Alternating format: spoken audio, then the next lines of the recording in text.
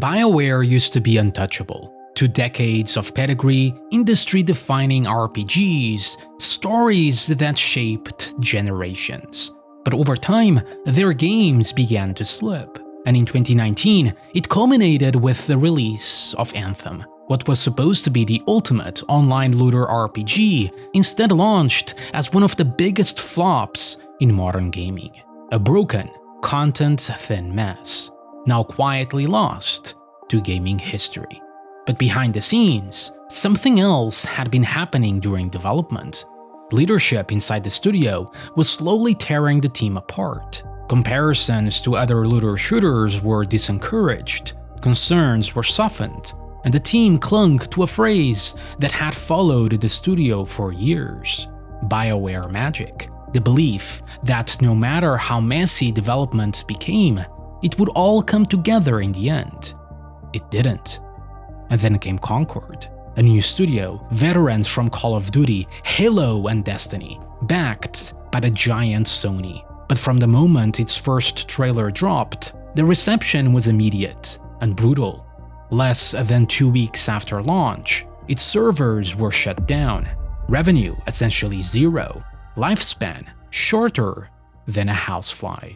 And yet, internally, developers and executives believed they had a diamond, an Overwatch competitor, a money-making service like Fortnite, a Marvel-scale franchise in the making. Again and again, the same pattern emerged: projects drowning in warning signs, shielded by optimism. Eventually, the industry gave it a name: toxic positivity.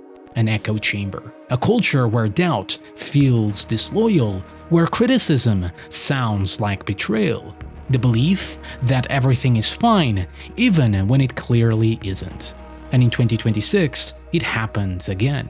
A new game, revealed on one of gaming's biggest stages. Backed by confidence, surrounded by pedigree. The spotlight was blinding, failure felt impossible. But reality doesn't care about optimism, and as the cracks began to spread, many inside refused to see them. This time, it was Highguard. We pride ourselves on finding the fun, and it's sacred when you find it. We're not going to make another BR, we're not going to make an extraction shooter. And a game that is not exactly like something they've played before. We're building a game that people want to come back to. We are excited to play on the weekends, so I'm proud of the game, but I'm proud of the team getting to that point. You put all this love into a project and feel like you went to battle together, and to put that creative project in front of the world to play and get the feedback and see the joy it brings people, you just want to keep doing that.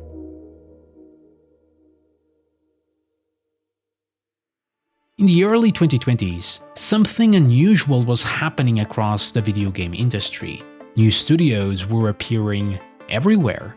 Part of it was timing. Interest rates were low, investors were willing to take risks, chasing the next breakout success, the next Fortnite, the next Roblox. At the same time, the COVID lockdowns triggered one of the largest gaming booms in history, and across the industry, a new wave of veteran developers began leaving the major publishers they had spent years working under. For many of them, it felt like the perfect moment to start something new. And among these new studios was one called Wildlight Entertainment. On February 16, 2023, the studio officially introduced itself to the world with its first public message.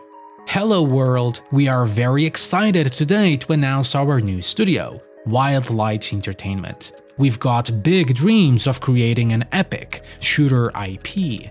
Behind the announcement were 3 industry veterans: Dusty Welch, Chad Grenier, and Jason McCord. All 3 had spent years at Respawn Entertainment, the studio behind Titanfall and the massively successful Apex Legends.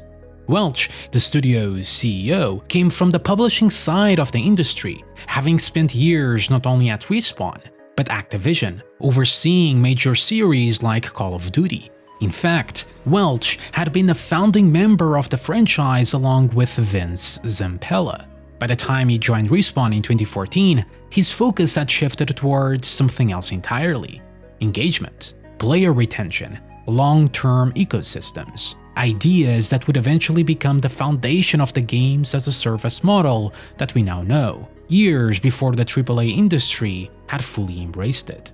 As for Jason McCord, he was not only a founding member of Respawn, but lead designer for Apex Legends for Season 4 onwards, widely considered one of the game's best seasons. Not to mention his work on early Call of Duty titles. At Wildlight, he stepped in as design and creative director, reuniting with Chad Grenier after nearly 17 years of working together. Now the studio head and previously game director for Apex for nearly 3 years. All three had been part of the original Infinity Ward exodus, the group of developers led by Vince Zampella, who left Activision to form Respawn Entertainment, before eventually branching out again to create Wildlight. It was a lineage that connected three of the most influential studios in modern shooters, and between its founders, Wildlight's pedigree was undeniable. The kind of experience that fuels a familiar dream. Chad? Yeah, thank you to the whole team back at Respawn. They're the most talented and dedicated and creative people I've ever worked with, so I gotta thank all of them. The dream many players imagine when veteran developers go independent. No corporate bureaucracy, no publisher mandates, just experienced developers building the kind of games they themselves wanted to play. According to the studio's early messaging, Wildlight was driven by a deep passion for making AAA games that leave a lasting impact on the world, and we matched that drive with a commitment to quality in every aspect of our work. Values also centered on communication and the idea that everyone on the team would have a voice. At first, the studio was small, just 5 or 6 people, but it didn't stay that way for long. More veterans began to join, like Mohamed Alavi, the man responsible for some of the most iconic missions in Call of Duty history, such as No Russian from Modern Warfare 2 or the famed sniper mission in Modern Warfare, all gilded up. Over the next few years, Wildlight steadily expanded. 2 offices were opened, remote work became part of the studio's structure, a revenue-sharing program was implemented so everyone would share the studio's success. And by the time development on their first major project was well underway, the team had grown to close to 100 developers, 60 of them coming directly from Respawn. A team full of industry experience, now free to build something new. And with so much Respawn DNA inside the studio, the expectations were obvious. Yeah, I mean, a lot of us have worked together for 10 plus years, some of us 22 years. We sort of had a built-in process that we knew worked from all of our years working together. And it's been really great. It's allowed us to spend the last 4 years really just finding the fun. If anyone could build the next great shooter, it was probably this team. Even outside of the studio, the excitement was noticeable. Across Reddit, Twitter, and developer circles, the sentiment was overwhelmingly positive. Now that's a roster right there. A shooter with that experienced team, it's going to be amazing. You've got all the talent to succeed. Everything looked right, at least on paper. You see, Respawn had built a reputation for doing something very few studios managed to achieve in the shooter genre: innovation.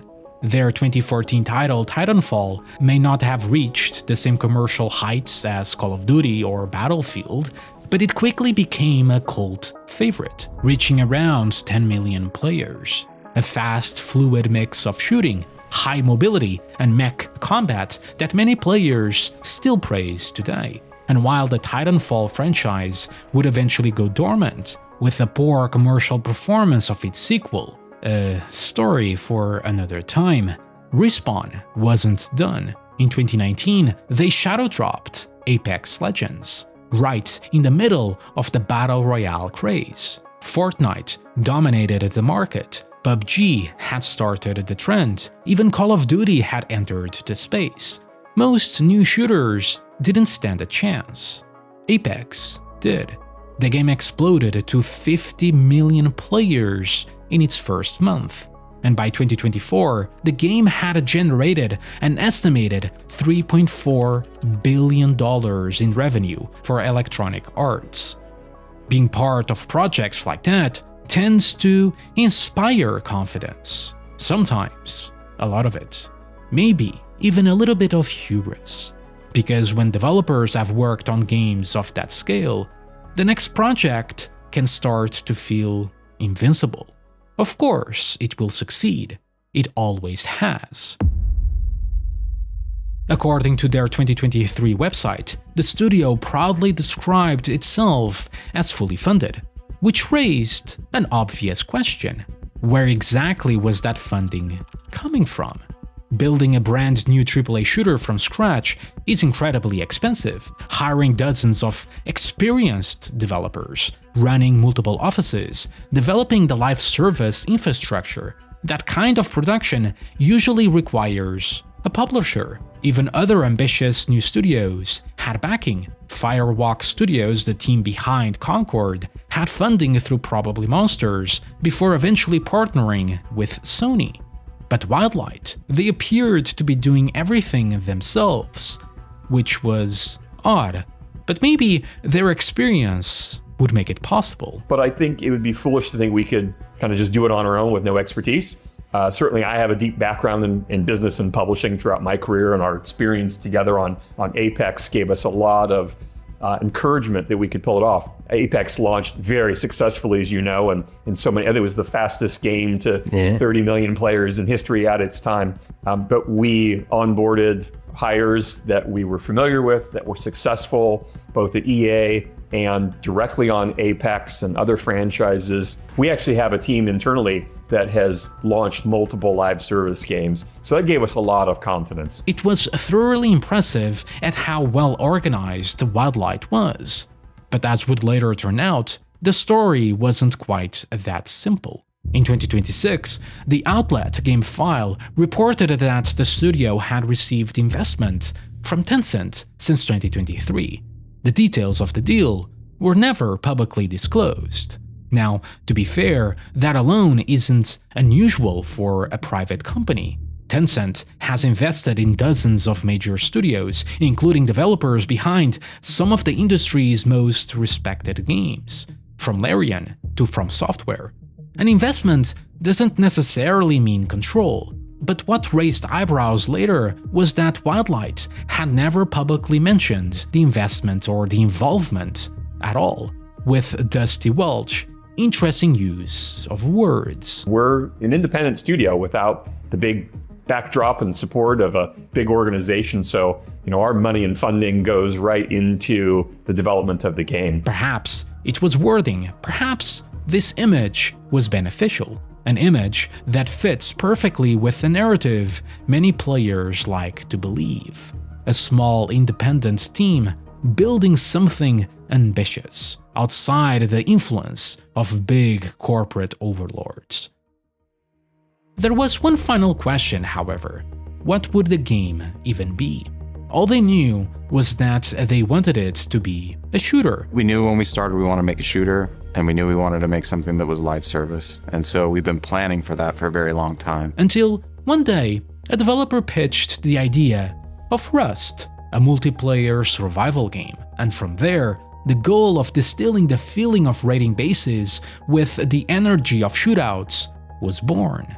This way, they would avoid the crowded multiplayer shooter space and have a bigger emphasis in being a survival-focused shooter. But would it work? In particular, as we were playing survival shooters, one aspect of that genre that really caught our attention was base raiding. Could we take the thrill of raiding another team's well-fortified base and isolate that into a competitive experience that we could play over and over again? Almost as quickly as Wildlight appeared, they disappeared. After the studio's announcement and hints of a mysterious new shooter IP, communication stopped. The studio went quiet. Months passed, then a year, then two. For nearly 2.5 years, Wildlight said nothing about their project. Until suddenly, they returned, and this time, the entire world was watching. Our final world premiere comes from 61 members of the team that built Apex Legends and Titanfall. 4 years ago, the principals founded a new independent studio with the hopes of pushing the shooter genre forward with a new original game. They've done it in complete secrecy, which is even more amazing because the game is very deep into development. A brand new IP, an independent studio pushing the genre forward, releasing in just about a month. According to Jeff Keighley, it was something special, the next leap in shooters, and apparently we were going to love it too. Into lands uncharted and dangers untold. I venture without fear and ride without rest. But as the trailer played, something immediately became clear. The gap between Jeff's enthusiasm and the audience's response was enormous. Gamers were and are tired of shooters, and even more tired of live service slop, and that alone for Highguard would be an uphill battle. Jeff seemed completely oblivious to these facts, and to the surprise of no one, the dislike bar on their YouTube reveal was 10-1, and the comments, well, this is like one of those games you see in a TV show. Surely you guys knew making this the last announcement was a hilariously bad idea.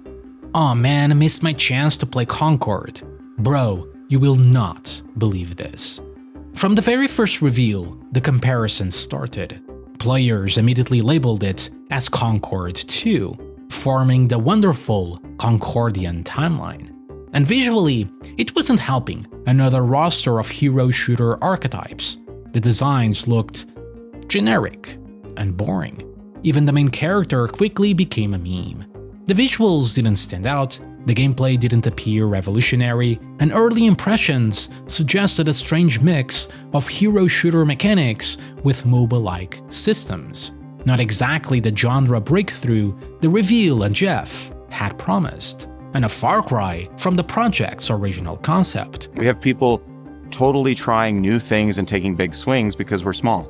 Every playtest, there is buckets of feedback. We pride ourselves on finding the fun, and it's sacred when you find it. The things that survived from the beginning were pretty much raid related. According to a later report by Bloomberg, the pivot was due to the original Rust-like vision proving difficult to scale. The scope kept expanding, and the open-ended nature of survival gameplay didn't align with the studio's growing push toward competitive play. The survival elements were scaled back, retaining only the base elements, and the game was reshaped into what developers now described as a raid shooter, a structured 3v3 team-based experience designed around competitive play.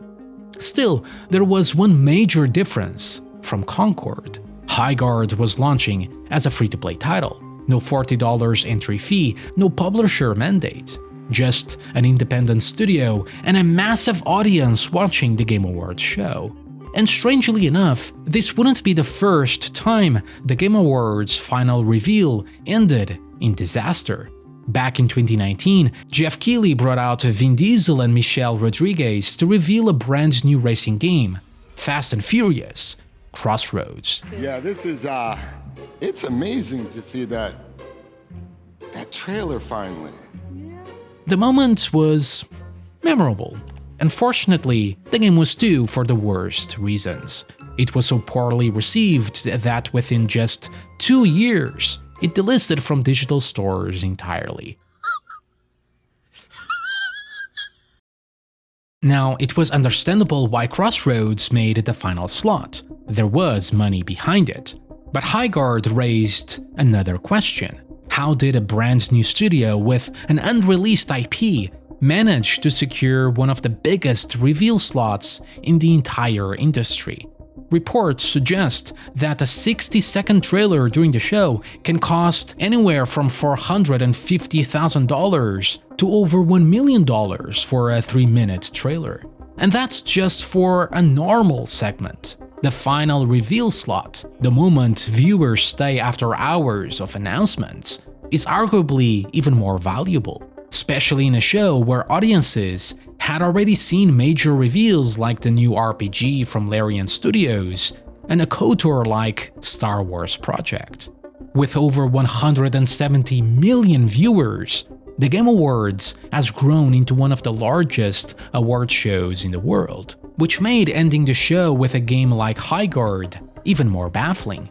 The internet quickly started asking the same question: why this game, and how did it get at that spot? And it just feels like a game that shouldn't have been saved for last as like the big oorah. This should have just been a game that they show somewhere in the middle or towards the beginning, where it's like, hey, this game's also right around the corner if you want another hero shooter, like if you're really salivating for more hero shooter action.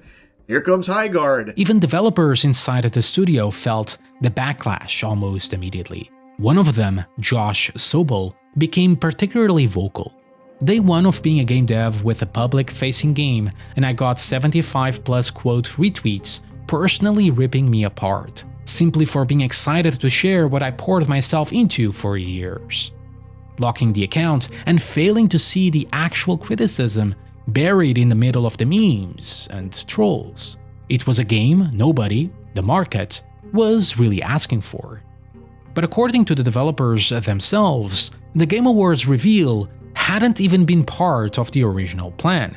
Wildlight had intended to shadow drop the game, much like Apex Legends. Chad and I were working together on Apex, and he was the game director, so that worked, as you know, extremely well to surprise and delight that launch. And that was always our plan when forming the studios. We knew we'd make a shooter. We didn't know what type or what it was going to be, but we wanted to do that surprise drop again. Until Jeff Keighley stepped in. Jeff came in and played the game, and he was blown away. Yeah. He asked us to be a part of the TGAs and do something, kind of special by putting this kind of game there in an indie studio. Believing strongly in the project as if it was the second coming of Christ, Jeff reportedly offered them the final slot for free.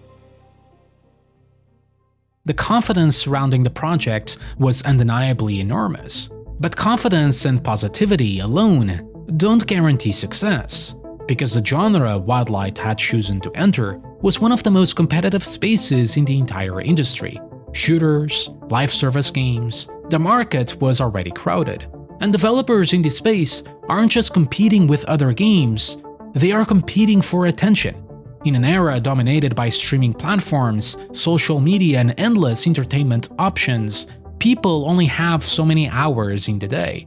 It's an attention economy, and live service games demand a lot of that attention. Not just time, but money, because Highguard's entire business model depended on microtransactions, which meant convincing players to leave games or partially leave their games they were already invested in. Fortnite, Apex Legends, Valorant, Call of Duty, Battlefield, and start spending time and money somewhere new.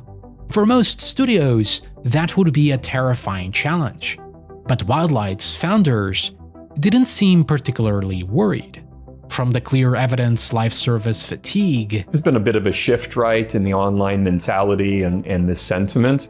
Mm-hmm. I don't know that we really let it affect us. We, at the end of the day, we've been successful in building big franchises that stand the test of time by continually surprising our audience and dialoguing with them, and that's the intention here as well. To the crowded shooter genre. In the shooter space, shooters are still the rocket fuel that is propelling the games business, both MAU, monthly active users, in playtime and in revenue.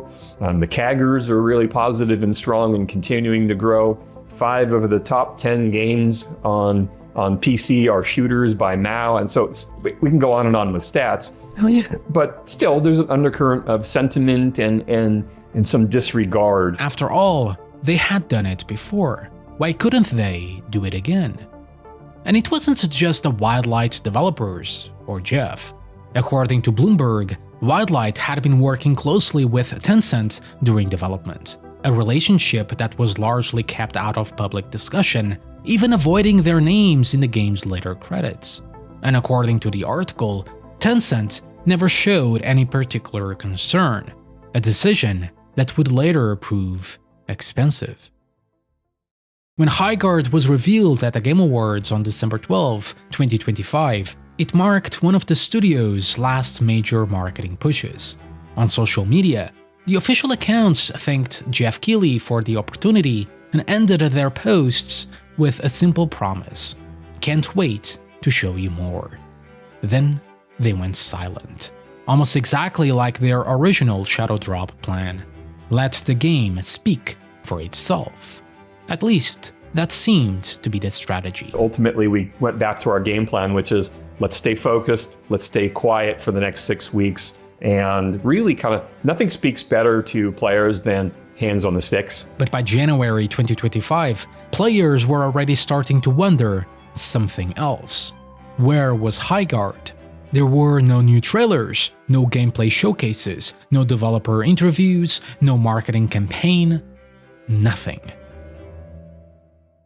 4 days before launch, the most visible marketing push for the game didn't even come from the studio itself. It came from Jeff Keighley. Just 4 days until the launch of Highguard on Monday, on Steam, and on consoles. Meanwhile, mainstream gaming outlets began publishing articles urging players to stop mocking the game before it had even been released. In a strange way, the silence created a kind of Streisand effect. By not showing anything new, people started talking about the game again, memes spread, and the attention slowly returned. Jeff himself even posted what would later become one of the most infamous tweets surrounding the launch. "In 48 hours, I will be accepting your apologies." Confidence apparently was still high. Maybe the game really was that good. And then finally, January 23rd, the official Highguard account came back to life, promising a full gameplay showcase on release day. January 26th, a showcase they had to turn the comments off. Following this came the fateful hour, the release. We can't wait to grow and build this game with all of you. From all of us here at Wildlight, thank you for watching, and we'll see you in Highguard. Hey guys, I'm sorry. This game is very, very boring. You took every fucking aspect of games that people have been playing for the last decade and a half. You amalgamated them all together with terrible balancing, mediocre gunplay, and a mode that does nothing for people. This wasn't fucking peer tested in actual gaming circles. This feels like they built it to be as safe as possible, to accumulate as much money as possible. I think, it's fine. Some people are going to like it. Some people are going to be like, screw this. But it's far from like the overwhelming, I think, smash hit that they probably needed it to be to justify all of the wonkiness with the marketing. Early reactions weren't exactly enthusiastic. At best, the game was described as aggressively mediocre, and one of the biggest issues became clear almost immediately. Highguard seemed to be trying to appeal to every shooter audience at once. Hero-like abilities, the bomb mechanic from Counter-Strike, mounts from games like Paladins that, on top of the usual skins, could be further monetized, Battle Royale-style elements like looting from Apex, base mechanics from Rust, but none of these ideas were fully developed. Instead of a clear gameplay identity, the result felt scattered, convoluted, and a repetitive gameplay loop, especially in its early stage of a match. Even traces of the game's earlier survival shooter origins were still visible. Mining crystals, the large environments. So large that for a 3v3, they often felt terribly empty. At the same time, the mechanics were complex enough that enjoying the game properly often required constant voice communication with teammates, something the average player rarely uses. According to a later report by Bloomberg, many of these issues had already been identified internally during development, but because the studio planned to shadow drop the game, there was never a proper early access period or large public beta to stress test the design. Combine that with visuals and characters many players considered generic, and was a recipe for disaster. The way that we're just developing internally, we're set up for success for this live service. You know, we're already practicing rolling out hot fixes and patches and deep into, you know, we're testing season 2, season 3, and all those builds already. So I feel like from a development perspective, we're just much better equipped for success this time. Unlike the internal positive sentiment, or Jeff's passion, tens of thousands of reviews immediately dropped the game into negative territory on Steam. Some of that reaction was clearly exaggerated, the kind of internet dogpiling that often follows controversial launches. But even after the initial wave settled, the rating only recovered to mixed. And in this market, mid isn't a strong position.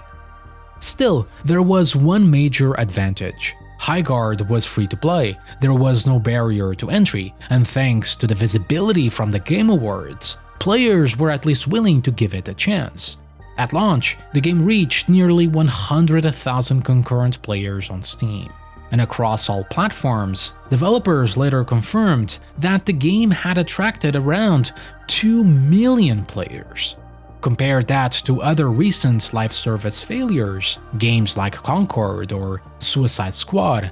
That number was actually impressive. Granted, it was free to play. In fact, it meant something rare. The game had a real opportunity to improve, with updates, more content, and time to refine the gameplay. But then something happened. The player numbers started to fall. Not after a month, not after a week. Less than 24 hours after launch, the player count began dropping. And they kept dropping and dropping until eventually it collapsed entirely.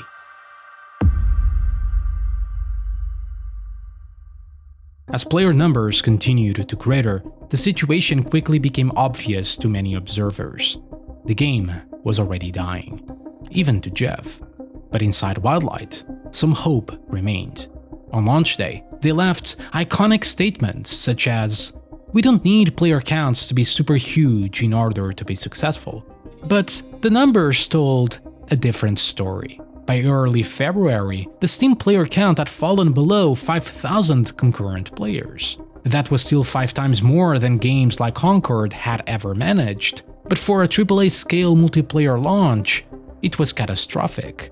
In less than 2 weeks, the game had lost over 90% of its player base. That meant roughly 9 out of every 10 players who tried the game never came back. Still, for a time, Wildlight didn't give up. The team pushed out updates. One of the first major changes was shifting the core gameplay from 3v3 to 5v5 in an attempt to make matches and maps feel less empty. And alongside the changes, the studio published an ambitious roadmap: updates, new bases, new characters, long-term plans to support the game for at least a year. The developers even referenced lessons learned from Apex Legends, which had famously launched without a clear roadmap before growing into a major success. In fact, we already have a year's worth of post-launch content already deep in development. There's a lot of live service fatigue right now, right? These games tend to hit you with a FOMO, which I think players have gotten wise to, for good reason. We're building a game that people want to come back to. Highly produced story cinematics were also released after launch, hinting at the game's broader narrative ambitions and long-term plans. Ironically, those cinematics were far better received than the trailers that had originally introduced the game. Many viewers commented that this should have been how Highguard was presented from the very beginning, suggesting the marketing strategy had almost been reversed. But by that point, it was already too late. Retention remained extremely low, and the player numbers kept falling. Through February and into March, the Steam population continued to decline, until eventually, daily player counts dropped to around 500 concurrent players. For a live service game built around multiplayer, that number was devastating. On February 11th, the news many had already predicted began appearing across social media. Unfortunately, along with most of the team at Wildlight, I was laid off today. Perhaps it was an exaggeration, perhaps it was minor roles, but no. The next day, the studio confirmed the dire situation publicly. Today, we made an incredibly difficult decision to part ways with a number of our team members while keeping a core group of developers to continue innovating on and supporting the game. Core group was an understatement. The skeleton crew was incredibly tiny to what was once a near 100 developer studio. Fewer than 20 developers remained. According to the reporting from Bloomberg, the financial situation behind the scenes had become clear. Tencent, the studio's largest investor, had funded a project we can estimate, according to developer headcount and project scale, to be over $100 million. And after seeing the game's catastrophic player retention, they simply pulled the plug. For Tencent, the loss could simply be written off as a failed investment. But for Wildlight, the consequences were far more severe. Without new investment, without a reliable revenue stream, the studio's future suddenly looked uncertain, resulting in those massive layoffs. And while some developers accepted the situation quietly, others reacted very differently. One of them was the developer Josh Sobel from the previous comments. In a lengthy post, he doubled down on how those inside the project had viewed the game. This is lightning in a bottle. This has mainstream hit written all over it. I could play this game all day. There's no way this will flop. According to Sobel, the project had been widely praised internally and by people close to development, such as Jeff Keighley. The team believed they were building something special, something that would give the studio long-term financial independence. But when the game failed to find an audience, Sobel blamed something else. Content creators, streamers, online gaming culture, ragebait, the Concord 2 memes. According to him, the game had been unfairly dogpiled online, damaging its reputation before it even had a chance. And while the frustration was understandable, that explanation ignored something important. Highguard had received an opportunity many studios could only dream of, a prime reveal slot at the Game Awards, nearly 100,000 concurrent players on Steam at launch, millions of players trying the game across all platforms. The audience was there, players gave the game a chance, but ultimately they didn't stay, because in the end, most players aren't following Twitter drama. They aren't watching YouTube analysis videos. They simply launch a game, play for a few hours, and decide whether it's fun. If a game is good, people keep playing. If it isn't, they move on, especially a free-to-play title. No amount of internet discourse can change that. And in many ways, the reaction from some developers illustrated the very problem that had followed the project from the beginning: a culture of toxic positivity. Josh later reinstated his account and posted a much more measured response. He acknowledged that his earlier anger had been misdirected, clarifying that he didn't believe online discourse had been the primary cause of the game's failure. At most, he argued, it may have simply accelerated an outcome that was already inevitable, a far more reasonable conclusion. But by not retracting his original intent, led to further discussion and, in the end, the second closure of his account. But Josh Sobel wasn't the only developer searching for answers. Another voice came from Alex Grenner, suggesting in the Quad Damage podcast that the game's failure may have been caused by what he described as the sweatiness of competitive play. Our biggest issue, what it came down to, was just it leaned too far into the competitive scene. And that was always my biggest fear. When we decided to go full in on 3v3, like 3v3 duos is always the sweatiest version of anything. Like battle royales, objective modes, wingman, you name it.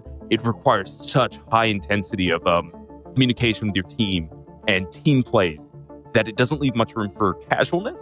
And I think that was the biggest thing that turned a lot of players off to Highguard. And to some extent, he wasn't entirely wrong.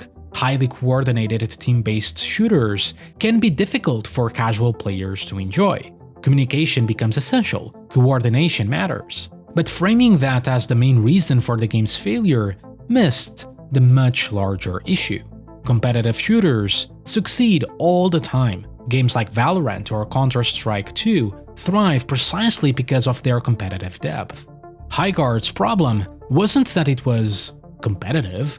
The problem was that the game's many ideas never fully came together into a satisfying game loop. And to many outside observers, comments like Renner's felt less like analysis and more like another example of the same positivity bubble that had surrounded the project from the very start.